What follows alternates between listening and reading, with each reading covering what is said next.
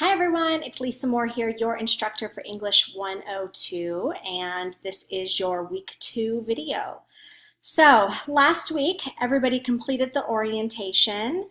If you didn't complete the orientation, you're not here to see this video anymore, so I trust that you all completed the orientation.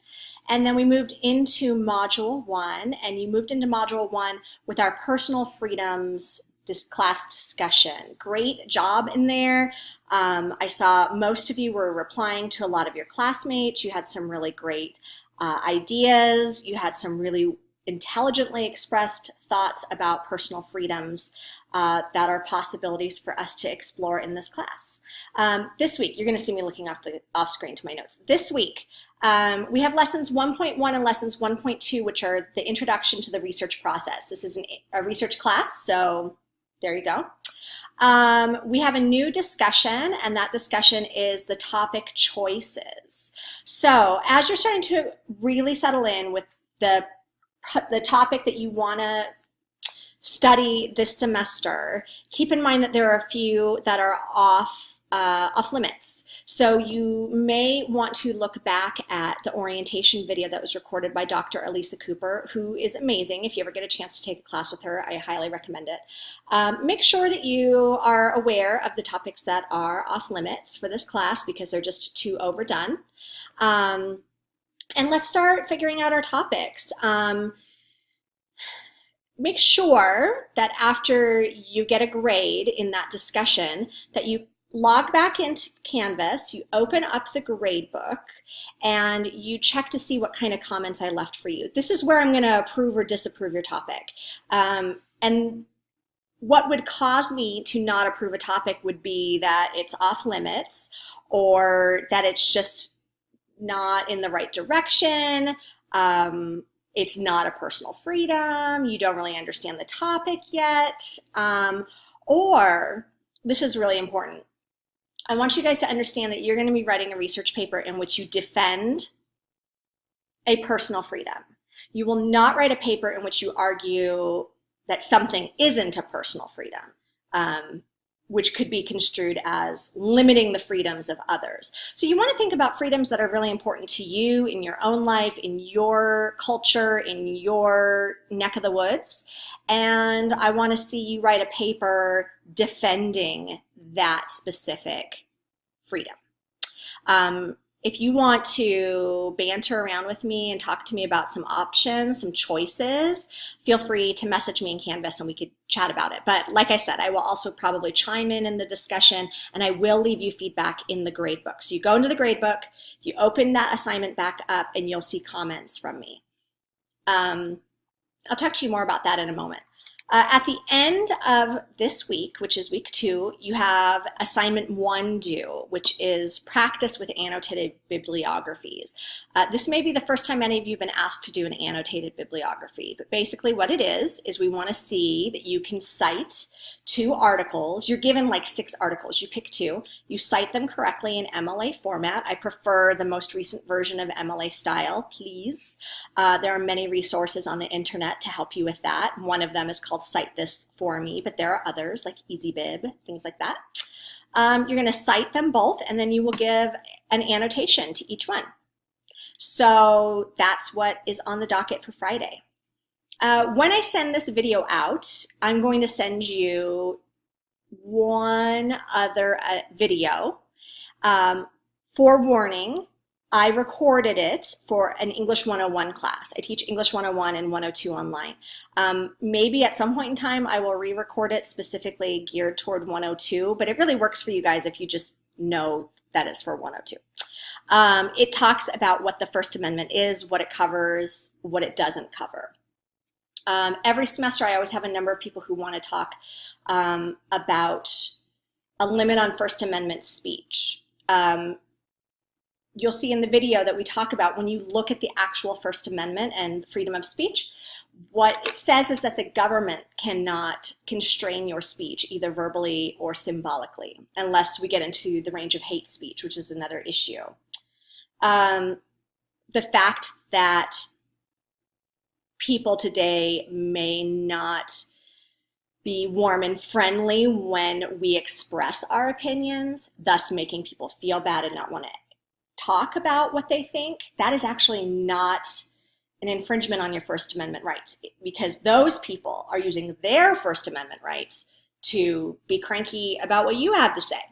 So if you choose to write about issues with the First Amendment, you're going to need to look at it through the context of the government. Is the government limiting the press? Is the government limiting the right to assemble? That sort of a thing. So I have a video about that. It's useful to you up until like minute 4:45. Then I talk a little bit about about the paper in English 101. But after that, I give a list of other possible topics that maybe you would want to tackle. So if you're having a hard time coming up with a topic for this class that you want to research, just watch the whole thing.